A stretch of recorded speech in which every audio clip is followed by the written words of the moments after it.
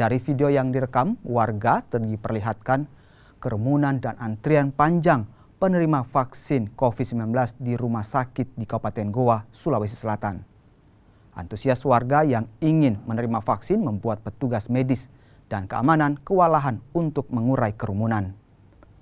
Pihak rumah sakit menargetkan 370 peserta penerima vaksin COVID-19 dengan menyasar masyarakat umum usia 18 tahun hingga lanjut usia. Percepatan vaksinasi terus dilakukan pemerintah Kabupaten Goa untuk mendukung program pemerintah pusat yang mencanangkan 1 juta vaksin dalam sehari.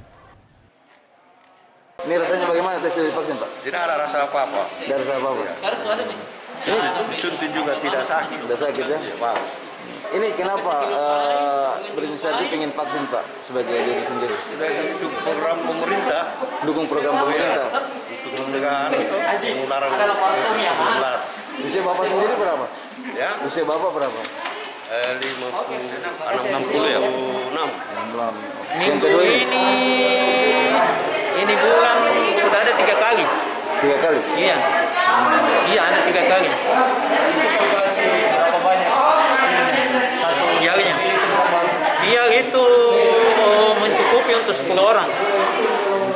Iya, jadi satu kilo begini nih untuk 10 orang. Itu target dari rumah sakit sendiri memang berapa kalau untuk peserta? Kalau kita tidak ada target. Tidak ada target? Iya.